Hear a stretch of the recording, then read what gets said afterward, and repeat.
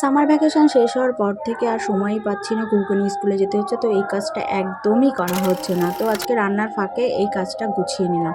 তো চলো, হ্যালো, আমার নতুন একটা ব্লগে তোমাদের সবাইকে অনেক অনেক স্বাগত জানাই। তো দেখলে একপাশে আমি মাছ ভাজা আর হচ্ছে কি ভাতটা বসিয়ে দিয়েছি, আর একটা ভাজা আমি করেই নিয়েছি আগে। তো এখন তরকারিটা করতে করতে এই জামাগুলো হচ্ছে গিয়ে ইস্ত্রি করে নেবো, কারণ হচ্ছে অনেকগুলো দিন হয়ে গেছে যে আমার অনেকগুলো আয়রন করা বাকি রয়েছে। আর এখন তো বললামই যে সামার ভ্যাকেশনটা হয়ে যাওয়ার পর স্কুল খুলে গেছে, আর এখন ডে থেকে স্কুল শুরু হয়েছে। আগে তো মর্নিং ছিল কয়েকদিন, তো এখন আর সেভাবে সময়ই হয়ে ওঠে না, কারণ ওকে স্কুলে নিয়ে যেতে হয়। আর যেহেতু আমি স্কুলে ওখানেই থাকি, কারণ বেশিক্ষণ তো স্কুল হয় না এখন নার্সারিতে, আর ডিস্টেন্সটা অনেকটাই দূরে, এসে যে অনেকটা সময় চলে যায়। তো তাই জন্য ওখানে যেহেতু বসে থাকি, তাই অনেকগুলো কাজ আমাকে আগেই গুছিয়ে নিয়ে তারপরে হচ্ছে কি যেতে হয়। কিন্তু তার মধ্যে এই দেখো এতগুলো জামা এখনও রয়েছে, আরও আয়রন করা বাকি। তো এর জন্যই জামার আয়রন করাগুলো হচ্ছে না। আর এদিকে বাবা প্রত্যেক দিনই বলছে যে জামাগুলো আয়রন করা হচ্ছে না। তো যাই হোক, আজকে তাই ভাবলাম যে রান্না বেশি কিছু করব না, শুধু একটা ভাজা আর মাছের ঝোলটা করব। আর তারপরে হচ্ছে কি এই যে কাজগুলো জমিয়ে রেখেছি, সেই কাজগুলো মেন কথা ইস্ত্রিটা করে নিতে হবে, কারণ হচ্ছে কি তা না হলে সময় পাবো না।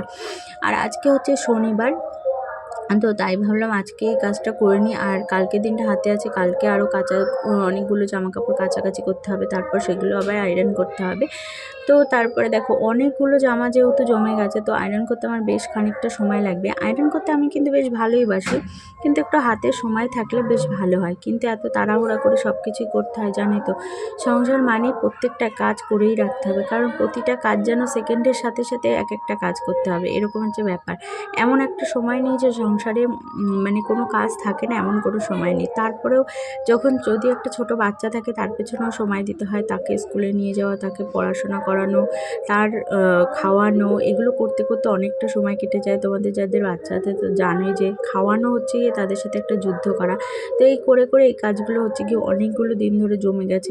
কাঁচা ধোয়া তো হয়ে যায়, কিন্তু আয়রন করার জন্য একটা পার্টিকুলার সময় দরকার, সেই সময়টা আর হয়ে উঠছিল না। 2-3 দিন ধরে এগুলো বেশ আমি জমিয়ে রেখেছিলাম। তো ভাবলাম ফাইনালি আজকে যাই হোক, রান্না করতে করতে এই কাজটা করে নিতেই হবে, তা না হলে আবার যদি ফেলে রাখি, আবার হচ্ছে গিয়ে সোমবার থেকে স্কুল শুরু হয়ে যাবে, আবার সময় পাবো না, সেই ব্যস্ততম লাইফ। তো শনিবার আর রবিবারটা যেহেতু ছুটি থাকে, তো তার জন্য পুরো সপ্তাহের যত কাজগুলো, যত এক্সট্রা কাজগুলো, সেগুলো সেই 2 দিনের মধ্যেই করে নিতে হয়।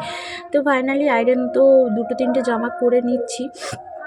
এই জামাটা না ঠিক কেমন কাপড়ের বলো তো, একটু গেঞ্জি কাপড়ের, আয়রনটা ঠিকঠাক ভালো হচ্ছিল না।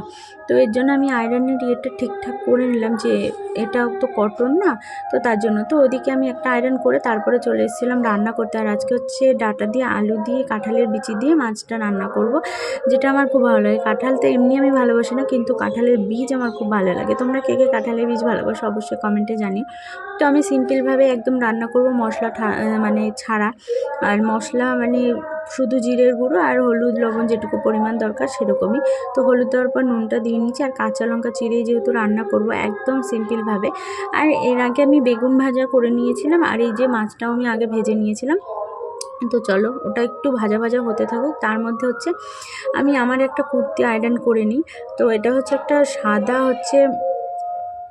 কুর্তি। আর এটা এটা দেখালাম যেটা বলো তো, এটা হচ্ছে কি দীঘায় গিয়েছিলাম এই কুর্তিটা নিয়ে, সমুদ্রের জলে স্নান করে না, সেই সমুদ্রের যে বালিগুলো এই পার্টিকুলার এই একটা জায়গায় হচ্ছে কি রয়ে গেছে। কি করি এখন, আগের বছর সেই সমুদ্রে গিয়েছিলাম, কিন্তু তার বালি এখনও আমার কাছে স্টোর করা রয়েছে, বলতে পারো আমার জামার মধ্যে স্টোর করা রয়েছে। তো এটা বার করতে গেলে হয়তো ওই জায়গাটা কেটে বার করতে হবে। তো পার্টিকুলার আমার কেমন অসুবিধা হচ্ছে না, তো তাই জন্য আমি করছি না। তো আমার আয়রন করা দেখে কুড় চলে এসে, কুড় একটা জামা নিয়ে বলছে, তোমার আর পাপারগুলো আয়রন করছো, আমারটা আয়রন করছো না কেন? আমারটাও আয়রন করতে হবে। ওকে কে বোঝাবে যে এই জামাটা আয়রন করার প্রয়োজন নেই, শুধু কটনগুলো করলেই হবে। তারপরে বলছে না, আমিও একটু আয়রন করবো। এদিকে দেখো ও একটা টপ নিয়ে এসেছে, টপ নিয়ে এসে এখন নিজেও একটা আয়রন করছে। আমি কতবার বলছি মামা ছ্যাঁকা খেয়ে যাবা, আয়রন কিন্তু গরম, কিন্তু না, সে তো শুনবে না। আমি কোনো কিছু করতে দেখলে তারও একটু ইচ্ছে করে যে একটু নিজেও করবে। এদিকে দেখো সেও কিন্তু করছে, আর যেহেতু আয়রনটা অত বেশি ভারী না, হালকার মধ্যে, তো ও করতে পারছে। এদিকে দেখো নিজের জামার কত যত্ন, তাই না? তো তারপর ফাইনালি তরকারিটা একটু ভাজা ভাজা হয়ে গেছে, তো পরিমাণ মতো জল দিয়ে নেব, কারণ খুব বেশি জল এখানে প্রয়োজন নেই, যেহেতু ডাঁটার তরকারি মাখামাখাই করব। তো পরিমাণ মতো জল দিয়ে নিলাম, আর হচ্ছে গিয়ে এবার ভাজা মাছটা দিয়ে জিরের গুঁড়ো দিয়ে কমপ্লিট হবে রান্না। এই যে আজকের